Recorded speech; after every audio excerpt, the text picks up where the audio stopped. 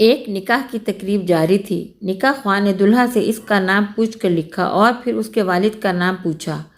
دلہا اس سوال سے گھبرا گیا اور نکاح خواہ سے کہا، ہم 2 ماں بیٹا ہیں، میں نے بھی اپنی والدہ سے اپنے والد کا نام کبھی نہیں پوچھا، ابھی اپنی والدہ سے پوچھ کر میں آتا ہوں۔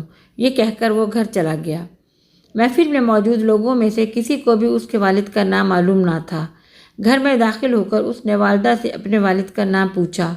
والدہ بھی گھبرا گئی۔ دلہا نے کئی بار اپنی والدہ سے پوچھا اور آخر کار شدید طیش میں آ گیا اور غصے میں اپنی ماں سے نہ جانے کیا کیا بکتا رہا۔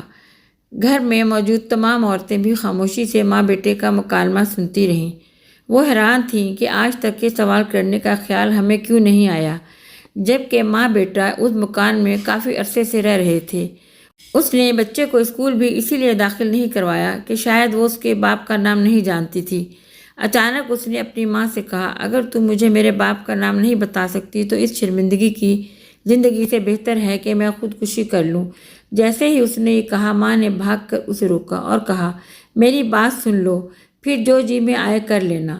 چند عورتیں آگے بڑھیں اور نوجوان کو اپنے اس اقدام سے روک دیا کہ پہلے اس کی بات تو سنو۔ پورے گھر میں خاموشی طاری تھی۔ سبھی اس عورت کے لب ہلنے کے منتظر تھے کہ وہ بولی۔ پاکستان بننے کے بعد ہمارے والد، بھائی، خاندان کے تمام مرد و عورت ہجرت کر کے پاکستان کی طرف روانہ ہوئے۔ راستے میں کسی جگہ ہمارے قافلے پر ہندو بلوائیوں نے حملہ کر دیا۔ ہمارے مرد حضرات ٹوٹ کر لڑے، لیکن وہ حفاظت نہ کر سکے اور سب شہید ہو گئے۔ لڑائی کے دوران میرے والد نے رات کے اندھیرے کا فائدہ اٹھا کر ہم عورتوں کو نکالنا چاہا، لیکن میرے علاوہ کسی کو بھی بچانے میں کامیاب نہ ہو سکے۔ میرے خاندان کی باقی عورتوں کا کیا حال ہوا میں نہیں جانتی۔ مردوں اور عورتوں میں سے کوئی زندہ بچا یا نہیں مجھے نہیں پتا۔ وہاں سے بھاگنے کے بعد میں انتہائی خوف زدہ حالت میں چپ چاپ دن گزار دیتی اور رات کو اللہ کا نام لے کر اس راستے پر چل پڑتی جو روانگی سے پہلے ہمارے مرد حضرات آپس میں تذکرہ کرتے رہتے تھے۔ ایک رات دوران سفر میں نے کسی جگہ پر ایک بچے کے رونے کی آواز سنی۔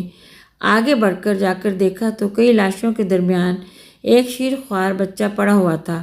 میں نے اسے اٹھا لیا، سینے سے لگائے سفر کرتی رہی۔ آخر کار میں پاکستان پہنچ گئی۔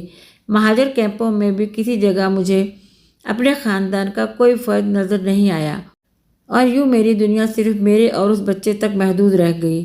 میری عمر کم تھی اور ابھی میری شادی بھی نہ ہوئی تھی۔ باقی زندگی میں نے اس بچے کی خاطر تنہا گزار دی اور آج وہ بچہ میرے سامنے کھڑا ہے۔ اب بتاؤ، رات کے اندھیرے میں لاشوں کے درمیان سے اٹھائے گئے بچے کے والد کا نام مجھے کون بتاتا؟ بچے کا نام تو میں نے خود سے رکھا ہوا تھا۔ ماں کی بات مکمل ہونے تک ہر آنکھ اشک بار تھی اور وہ بیٹا جو کچھ دیر پہلے ماں کو الٹی سلٹی باتیں کہہ رہا تھا حیرت اور ممنونیت کا پہاڑ بنا کھڑا تھا۔